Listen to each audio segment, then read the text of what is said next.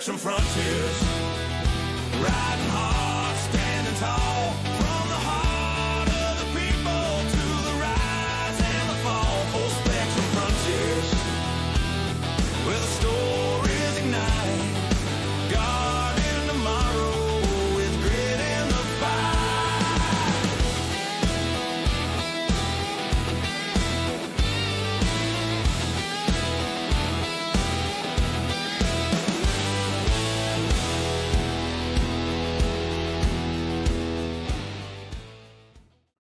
America loves to talk about war. The war on terror, the war in Ukraine, the war over trade with China. We frame everything in the language of conflict because deep down, we understand that survival is never guaranteed. It has to be fought for. But here's the uncomfortable truth. The biggest war we're losing right now isn't being fought with bullets or drones or hypersonic missiles. It's being fought with cheeseburgers, soda, and sedentary lifestyle. This is a silent war, and it's killing us from the inside out. Man, over 37 million Americans are living with diabetes, and another 96 million are pre-diabetic. I mean, that's nearly half of our adult population already on this battlefield. Many of them are unarmed and unprepared and losing ground every day. And if you think this is just about health or about losing weight or getting off meds, you're missing the big picture. This epidemic is weakening our workforce, draining our economy, and even eroding our national security. Think about this. What happens to a nation when it can't field a healthy military? When 3 out of 4 young Americans are too overweight, too sick, or too medicated to serve? What happens when trillions of dollars in healthcare costs pile up like debt on a credit card, just choking the same economy we need to fund defense, innovation, and resilience? What happens when our culture normalizes processed foods over real food, convenience over discipline, and pleasure over sacrifice? That's what this episode is about. Not doom and gloom, but let's get some clarity. Because the first step in winning any war is recognizing that you're actually in one. So today we're going to break down into 3 angles. The scope of this epidemic. How bad is it really? Is it why it's worse than most people think? Number 2, the security and economic fallout. What this means for America's workforce and our military and our financial future. And then we're going to talk about the way forward and what can we do as individuals and as a nation to turn this ship around before it runs aground. By the end, I hope you'll see what I see, that this isn't just about diabetes. It's about the strength, freedom, and future of America itself. And yes, it's about you. It's about me. And every choice we make in our kitchens, schools, and communities. If this episode resonates with you, I'm going to ask you to do something simple but powerful. Like, share, and review this podcast. That's how we spread the word. That's how we grow this community and make sure the conversations that matter don't get drowned out by the noise. All right, let's step into this. We got section 1, the scope of the epidemic. Let's start by ripping the Band-Aid off. America is sick. I'm included. I'm sick as well. Not, oh, I caught a cold sick. More like chronically, systemically, fundamentally sick. We're living with the body that looks strong on the outside, with the biggest military, the deepest capital markets, and the loudest pop culture machine. But inside, we're rotting. Right now, over 37 million Americans live with diabetes, and about 96 million more are pre-diabetic. I mean, that's not a small number, folks. It's nearly half of the adult population. Think about that. In any room of 10 people, 4 or 5 of them are either diabetic or on the path to becoming type 2 diabetic. This isn't a niche problem. It's the default setting of modern America. And the kicker is that most people don't even know they're in trouble. Pre-diabetes is silent. No sirens, no flashing lights. You just keep eating, keep sitting, keep living the way the culture tells you to live until suddenly you're across the line and dealing with a disease that will never go away. Now, here's the dark twist. We're seeing this not just in middle-aged men and women who've let themselves go, but in teenagers, even kids. The CDC has reported that type 2 diabetes, once called adult onset diabetes, is rising sharply among adolescents. Wow, that's right. We've managed to engineer a society where children are getting diseases that used to belong to adults. Imagine what that means for the future workforce, the military, even the healthcare system. You don't need to be a doctor or an economist to see where this leads, folks. So let's talk money. Because in America, everything usually boils down to money. Diabetes and related metabolic disease cost us right now about $400 billion a year in direct medical costs and indirect costs like lost productivity. That's not pocket change. That's more than we spend on the entire U.S. military budget in some years. Let that sink in. More than the military budget in some years. More than we spend on education, more than we spend on roads, infrastructure, and a dozen other things combined. And here's where it gets personal. This epidemic isn't just killing people, it's stealing lives in slow motion. People don't just die from diabetes, they lose their eyesight, they lose their limbs, they lose kidney function, they live in constant pain, fatigue, or dependence on expensive medications. Families get crushed under medical bills. Employers lose talent. Communities lose wealth. Communities lose vitality. But maybe the most insidious part of this whole crisis is that it's been normalized. We don't even blink anymore at the idea that people are overweight, sick, and on medication. It's become the baseline of American life. Think about the last time you went to the pharmacy. How many aisles are dedicated to managing symptoms instead of curing root causes?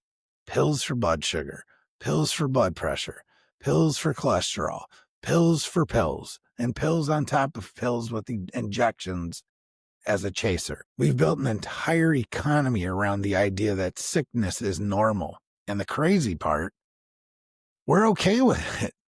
We've accepted that this is just how it is to live in America in the 21st century. Drive-through lunch, desk job, Netflix on the couch, maybe a jog once a week if we're, being good. But the culture has tilted so far in the wrong direction that even the effort to live a healthy life feels like a rebellion. In the scope of the epidemic, it's not just numbers on a spreadsheet. It's a cultural reality. It's the air we breathe, the food we eat, the ads we see, the example we set for our kids. And until we understand how massive this problem is, we'll keep underestimating what it's doing to us as a people. So the question becomes, What does a sick America look like when you scale it up to a level of national power? Because this isn't just a health crisis, it's a national security and economic crisis in disguise. And that's exactly where we're going to go next. Section 2, the security and economic fallout. Now let's zoom out, okay? If Section 1 was about,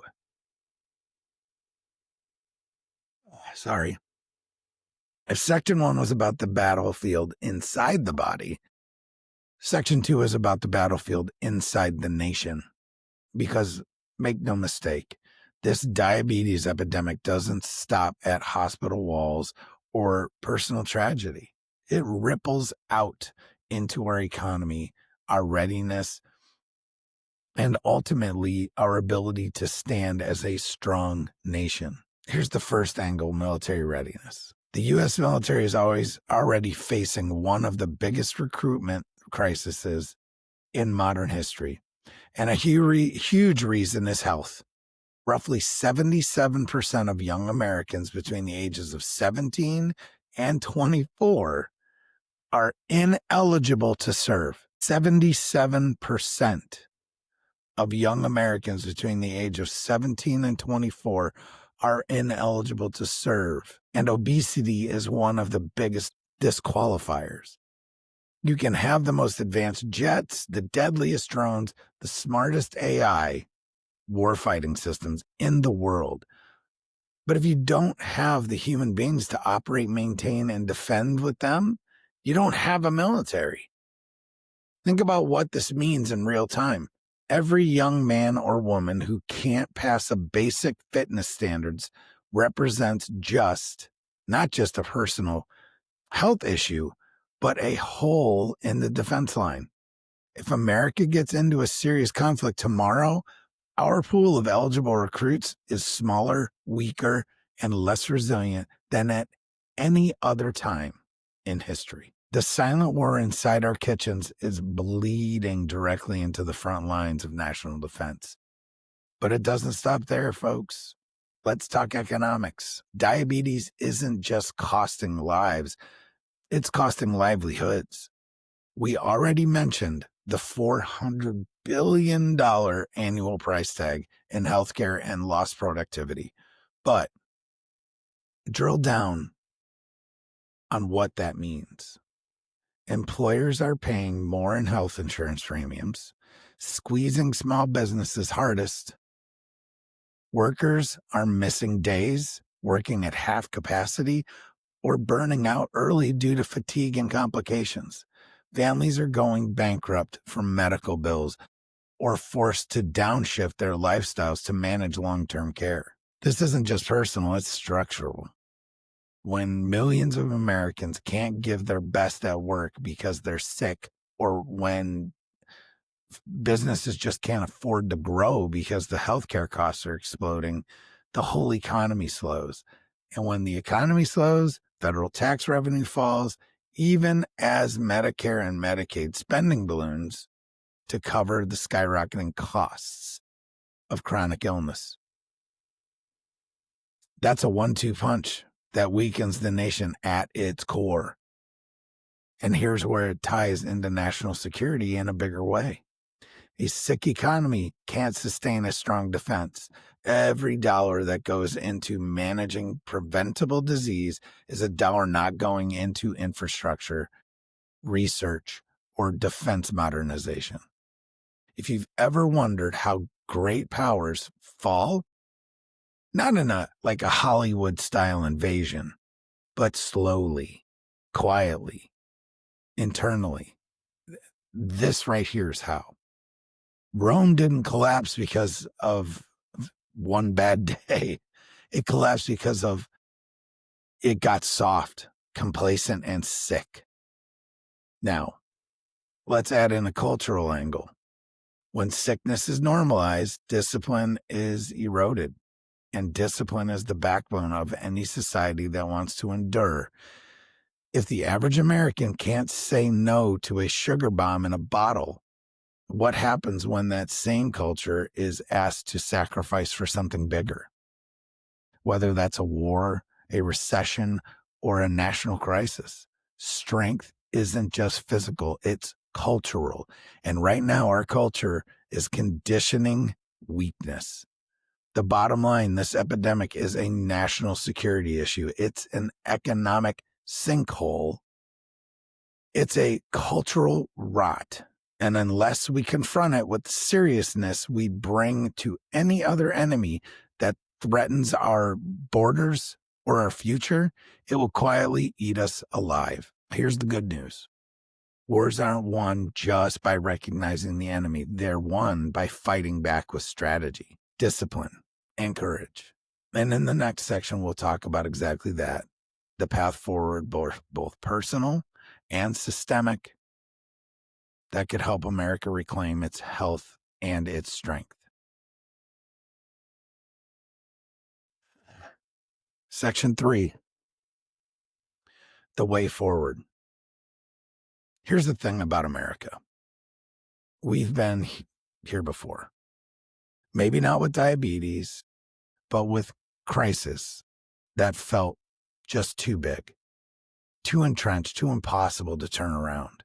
And every single time when the country found its way back against the wall, we fought our way out. We fought slavery. We fought tyranny. We fought depression. We fought totalitarian regimes across the oceans.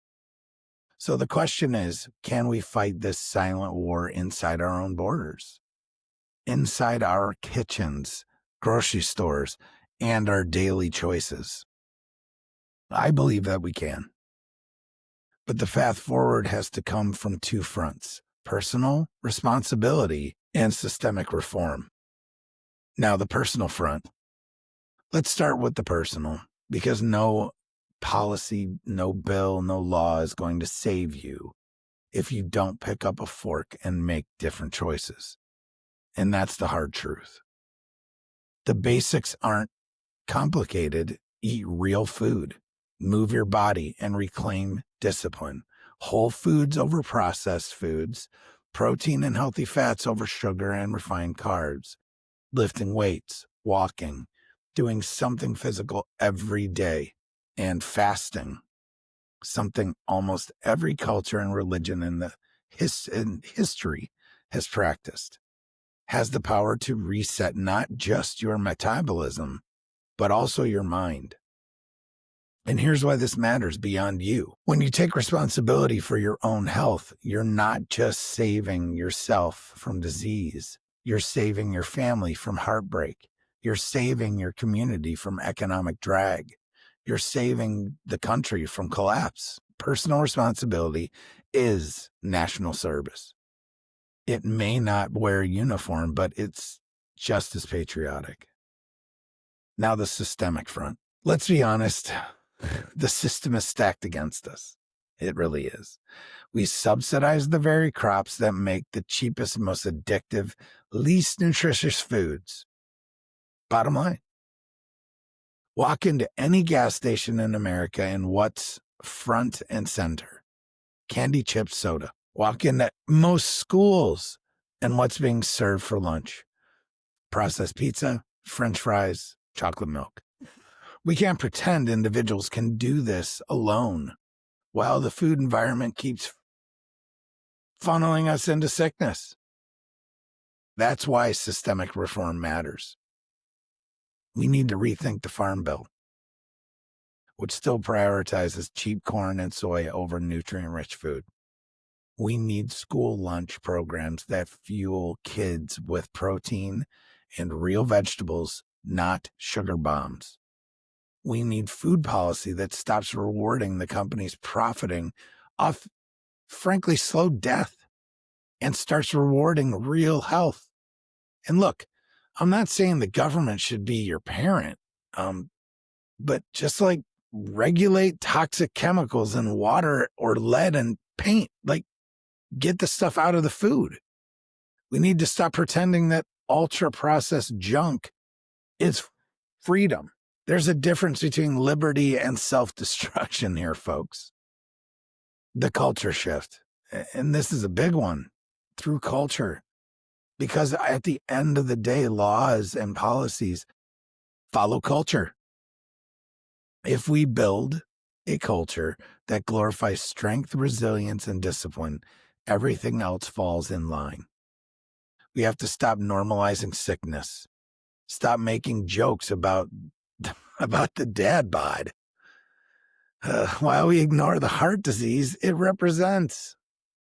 Stop struggling when kids can't pass basic fitness tests.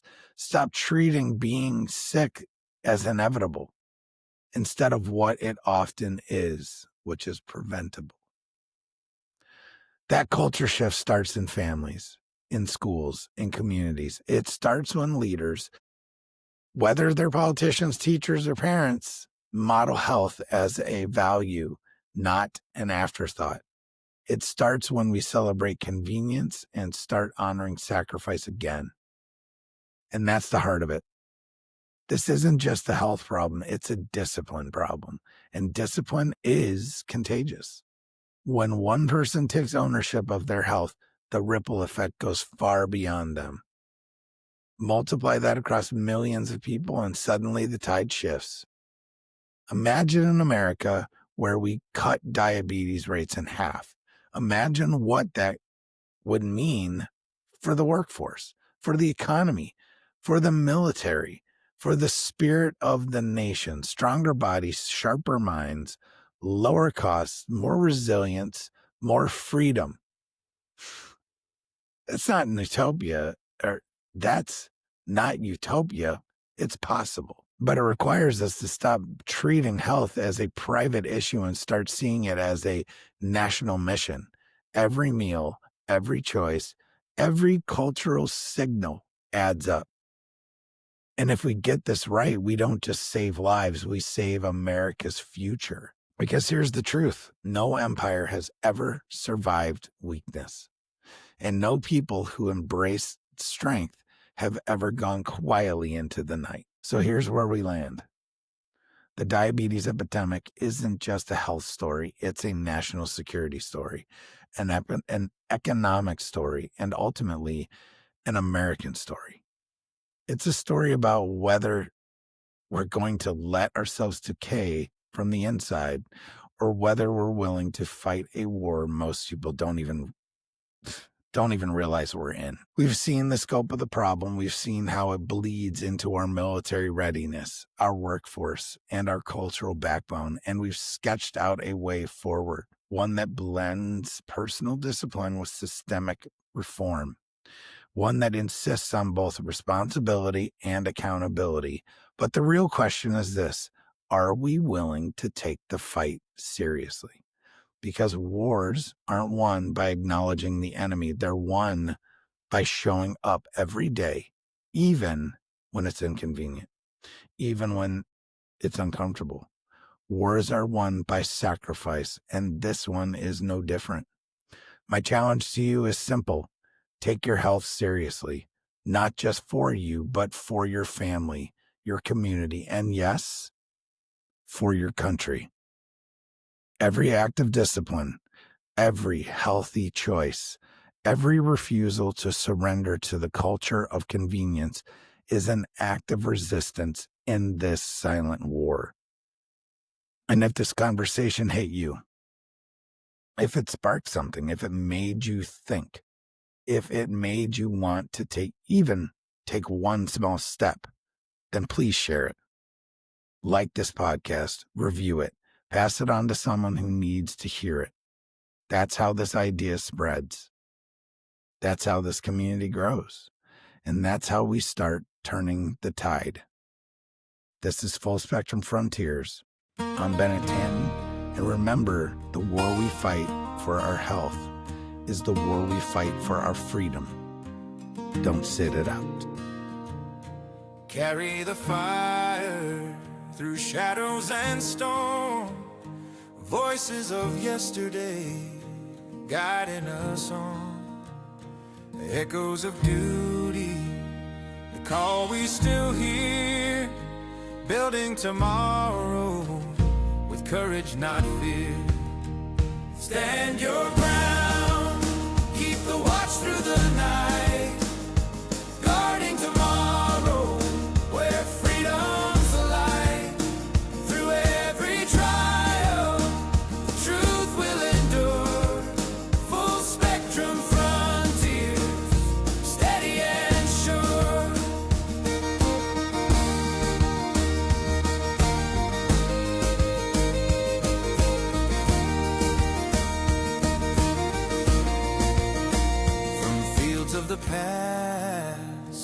horizons unknown. The seeds that we plant are the future we own. Stories of valor, of lessons we've learned, a legacy carried